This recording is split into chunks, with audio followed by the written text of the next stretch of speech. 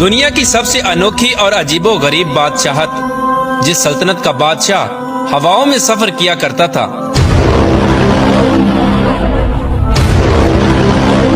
اور ایک ایسی حسین و جمیل ملکہ جو جنات کی اولاد میں سے تھی۔ یہ اپنی سلطنت کی سب سے خوبصورت شہزادی تھی، جس کی قوم آگ اور سورج کی پوجا کیا کرتی تھی۔ پیارے دوستو، دنیا کی یہ سب سے منفرد اور عجیب و غریب بادشاہت اللہ تبارک و تعالی نے کس کو عطا فرمائی تھی؟ اور اس بادشاہ کے پاس ایسی کون سی طاقت تھی جس کی وجہ سے دنیا کی تمام تر مخلوقات اس کی تابع و فرمان بردار تھی؟ اور یہ حسین و جمیل ملکہ کون تھی؟ اور اس کی سلطنت کے لوگ آگ اور سورج کی پوجا کیوں کیا کرتے تھے؟ اور پھر اس ملکہ کو اللہ تبارک و تعالی نے کس طرح ہدایت دی، اور یہ کس طرح اللہ تبارک و تعالی کی وحدانیت پر ایمان لے کے آئی؟ پیارے دوستو، دنیا کی تاریخ میں صرف 4 ہی ایسے بادشاہ گزرے ہیں جن کو اللہ تبارک و تعالی نے پوری روئے زمین پر بادشاہت عطا فرمائی تھی، اور ان چاروں بادشاہوں میں سے سب سے انوکھی بادشاہت اللہ تبارک و تعالی نے اپنے پیارے پیغمبر حضرت سلیمان علیہ السلام کو عطا فرمائی تھی۔ حضرت سلیمان علیہ السلام اللہ تبارک و تعالی کے برگزیدہ پیغمبر ہیں۔ اللہ تبارک و تعالی نے جنات، پریوں، انسانوں اور تمام مخلوقات کو حضرت سلیمان علیہ السلام کے تابع کیا تھا، یہاں تک کہ ہوا بھی آپ کے حکم سے چلا کرتی تھی۔ حضرت سلیمان علیہ السلام جانوروں، چرند پرند، الغرض ہر قسم کی مخلوقات کی بولیاں جانتے تھے۔ حضرت سلیمان علیہ السلام کا عالی شان تخت ہوا میں اڑا کرتا تھا، اور آپ کئی مہینوں کا سفر ایک دن میں طے کر لیا کرتے تھے۔ پیارے دوستو، دنیا کی عظیم الشان اور انوکھی بادشاہت اسی شان و شوکت کے ساتھ جاری تھی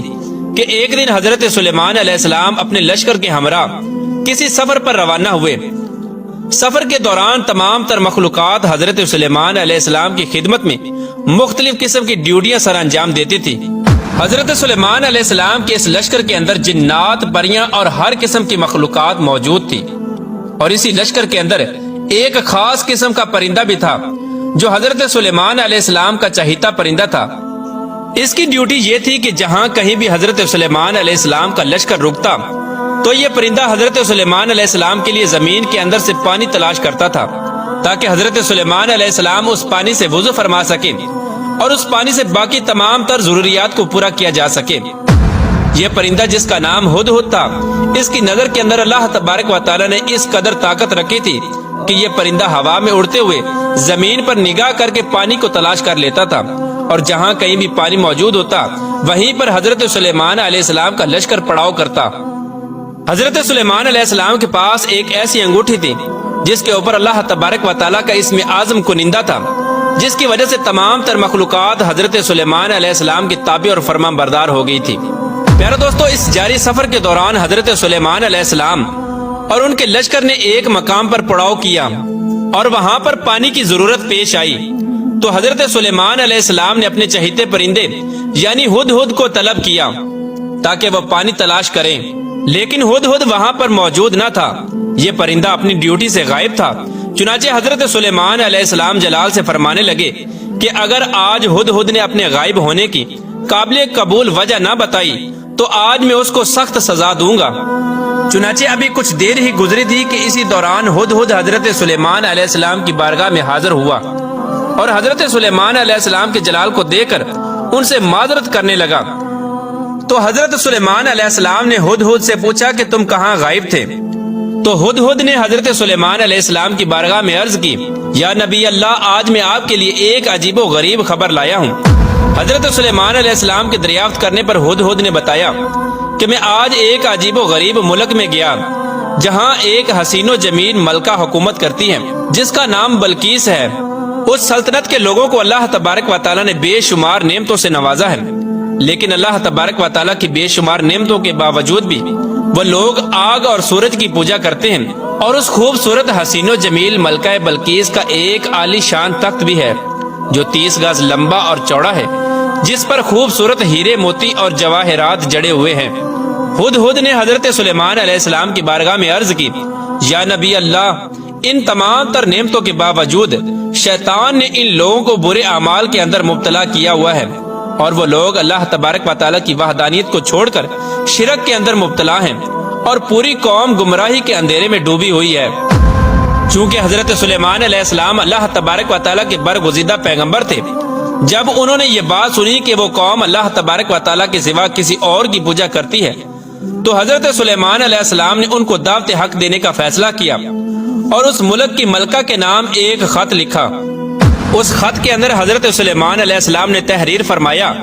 کہ حضرت سلیمان علیہ السلام کی طرف سے یہ عزت والا خط ملکہ بلقیس کے نام۔ انسان کو اپنی طاقت اور قوت پر ہرگز ناز نہیں کرنا چاہیے، بلکہ اللہ تبارک و تعالیٰ کی وحدانیت کے حضور جھک جانا چاہیے۔ حضرت سلیمان علیہ السلام نے اس خط کو تحریر کر کے ہدہد کے حوالے کر دیا اور ہدہد کو یہ حکم دیا کہ یہ خط ملکہ بلقیس تک پہنچا دے۔ چنانچہ حضرت سلیمان علیہ السلام کا حکم پاتے ہی حضرت سلیمان علیہ السلام کا وہ خط لے کر ہدہد اڑتے ہوئے ملکہ بلقیس کے محل میں جا پہنچا۔ ملکہ بلقیس اس وقت اپنے عالی شان محل کے اندر آرام فرما رہی تھی۔ ہدہد روشن دان کے رستے سے ملکہ بلقیس کے محل میں داخل ہوا اور حضرت سلیمان علیہ السلام کا وہ خط ملکہ بلقیس کے سینے پر رکھ کر واپس نکل آیا۔ چنانچہ ملکہ بلقیس کی جب آنکھ کھلی تو وہ یہ خط دیکھ کر پریشان ہو گئیں۔ جب انہوں نے خط پڑھا تو اپنے حواریوں سے حضرت سلیمان علیہ السلام کے بارے میں دریافت کرنے لگی کہ یہ کون سا بادشاہ ہے اور کہاں کا رہنے والا ہے۔ چنانچہ درباریوں نے ملکہ بلقیس کو بتایا کہ حضرت سلیمان علیہ السلام بہت ہی طاقتور اور جلیل القدر ملکہ بلقیس کو بتایا کہ حضرت سلیمان علیہ السلام بہت ہی طاقتور اور جلیل القدر بادشاہ ہیں، جو خود کو اللہ تبارک و تعالیٰ کا پیغمبر کہتے ہیں اور لوگوں کو دین حق کی طرف بلاتے ہیں۔ یہ سننے کے بعد اس خط کے متعلق ملکہ بلقیس نے اپنے درباریوں سے مشورہ طلب کیا کہ آخرکار اس خط کا کیا جواب دینا چاہیے۔ چنانچہ درباریوں نے ملکہ بلقیس کو یہ مشورہ دیا کہ ہمیں حضرت سلیمان علیہ السلام سے کسی قسم کا کوئی خوف نہیں کھانا چاہیے، کیونکہ ہمارے پاس بے حساب جنگی ساز و سامان ہے۔ اگر انہوں نے ہمارے ملک پر حملہ کیا تو ہم بھی ڈٹ کر مقابلہ کریں گے۔ اس کے باوجود جو آپ مناسب سمجھیں وہ فیصلہ آپ خود کر لیں۔ اس طرح ملکہ بلقیس نے درباریوں کی تجاویز سن کر کہا کہ بے شک ہم طاقتور قوم ہیں، لیکن کسی معاملے کا یہ حل نہیں کہ فوراً جنگ کے لیے تیار ہو جانا چاہیے۔ چنانچہ اس کے بعد ملکہ سبا نے اپنے درباریوں کے ہاتھوں حضرت سلیمان علیہ السلام کی طرف بیش قیمت تحفے بھیجے، اور ان بیش قیمتی تحفوں کا حقیقی مقصد یہ تھا تاکہ حضرت سلیمان علیہ السلام کی نبوت کا حقیقی طور پر اندازہ لگایا جا سکے کہ وہ واقعی اللہ تبارک و تعالیٰ کے ایک سچے نبی ہیں یا محض ایک بادشاہ ہیں۔ اگر تو وہ اللہ تبارک و تعالیٰ کے سچے نبی ہوئے تو وہ ان تحفوں کو قبول نہیں کریں گے، کیونکہ اللہ تبارک و تعالیٰ کا نبی ان چیزوں سے بے نیاز ہوتا ہے، اور اگر وہ ایک محض بادشاہ ہوا تو وہ ان تحفوں کو قبول کر لے گا۔ چنانچہ اس طرح ملکہ سبا کا حکم پا کر چند درباری بیش قیمت تحائف کے ساتھ حضرت سلیمان علیہ السلام کی بارگاہ میں حاضر ہوئے اور حضرت سلیمان علیہ السلام کی بارگاہ میں وہ تحفے پیش کیے، تو حضرت سلیمان علیہ السلام نے ان تحفوں کو قبول کرنے سے انکار کر دیا، اور حضرت سلیمان علیہ السلام نے ارشاد فرمایا کہ تم لوگ جن تحفوں کے ذریعے مجھے بہلانے کے لیے آئے ہو، ان سے بھی زیادہ نعمتیں اللہ تبارک و تعالیٰ نے مجھے عطا کر رکھی ہیں، اور ان تحائف سے کہیں زیادہ اللہ تبارک و تعالیٰ نے مجھے مال و دولت عطا فرمایا ہے۔ میرے نزدیک دنیا کے مال و دولت کی کوئی حیثیت نہیں، اور مال و دولت کو جمع کرنا میرا مقصد نہیں، بلکہ میرا مقصد اللہ تبارک و تعالیٰ کے کلمہ حق کو بلند کرنا ہے، اور میری یہ خواہش ہے کہ تمام لوگ اللہ تبارک و تعالیٰ کے احکامات کی پیروی کریں اور اللہ تبارک و تعالیٰ کی وحدانیت کو قبول کر کے اللہ تبارک و تعالیٰ کی عبادت کریں۔ اس طرح حضرت سلیمان علیہ السلام نے ان درباریوں سے کہا کہ ملکہ بلقیس سے جا کر کہیں کہ اللہ تبارک و تعالیٰ کی وحدانیت پر ایمان لے آئے اور میرے دربار میں حاضر ہو جائے۔ اگر ان لوگوں نے ایسا نہ کیا تو میں ضرور ان لوگوں کے ساتھ جنگ کروں گا۔ حضرت سلیمان علیہ السلام کا یہ جواب سن کر وہ درباری واپس لوٹ گئے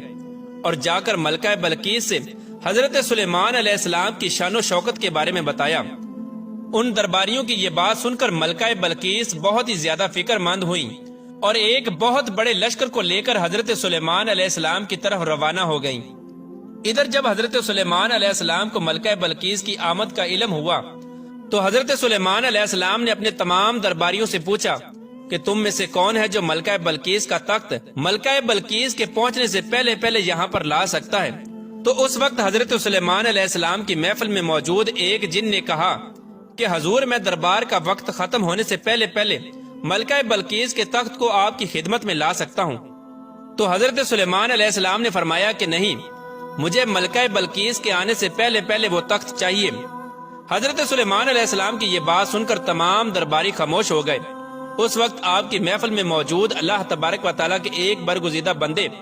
جن کا نام عاصم بن برکھیا تھا، انہوں نے کہا کہ حضور اگر آپ کی اجازت ہو تو آپ کے پلک جھپکنے سے پہلے پہلے میں وہ تخت آپ کی خدمت میں حاضر کر سکتا ہوں۔ چنانچہ حضرت سلیمان علیہ السلام کے پلک جھپکنے سے پہلے پہلے اللہ تبارک و تعالیٰ کے اس برگزیدہ ولی نے اس تخت کو حضرت سلیمان علیہ السلام کی بارگاہ میں پیش کر دیا۔ جب وہ تخت حضرت سلیمان علیہ السلام کی بارگاہ میں حاضر ہوا تو حضرت سلیمان علیہ السلام نے اس تخت کی حیت تبدیل کرنے کا حکم دیا تاکہ اس سے ملکہ بلقیس کی عقل کا اندازہ لگایا جا سکے کہ وہ کتنی سمجھدار ہیں اور وہ اپنے تخت کو پہچانتی ہیں یا نہیں۔ چنانچہ ملکہ بلقیس کے آنے سے پہلے پہلے اس تخت کی شکل و صورت کو بدل دیا گیا۔ جب ملکہ سبا حضرت سلیمان علیہ السلام کے عالی شان محل میں داخل ہوئیں تو حضرت سلیمان علیہ السلام کی شان و شوکت کو دیکھ کر حیران رہ گئی۔ حضرت سلیمان علیہ السلام نے ملکہ بلقیس کا خیر مقدم کیا۔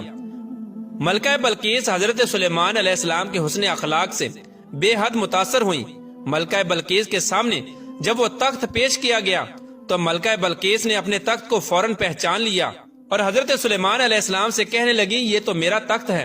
اور اس عجیب و غریب منظر کو دیکھ کر سوچنے لگی کہ جو شخص اتنی دور سے اس تخت کو یہاں لانے پر قادر ہے بے شک وہ اللہ تبارک و تعالیٰ کا سچا نبی ہی ہو سکتا ہے۔ حضرت سلیمان علیہ السلام کے اس عظیم الشان معجزے کو دیکھ کر اور حضرت سلیمان علیہ السلام کے حسن اخلاق سے متاثر ہو کر ملکہ بلقیس اللہ تبارک و تعالیٰ کی وحدانیت پر ایمان لے آئیں، اور اس طرح اللہ تبارک و تعالیٰ نے اس خوبصورت شہزادی کو ایمان کی دولت نصیب فرمائی۔ پیارے دوستو، بعض روایات میں آتا ہے کہ ملکہ بلقیس کے ماں باپ میں سے کوئی ایک جنات میں سے تھا جن میں سے ملکہ بلقیس پیدا ہوئی۔ اسی وجہ سے بعض روایات میں یہ نقل کیا گیا ہے کہ ملکہ بلقیس جنات کی اولاد میں سے تھی۔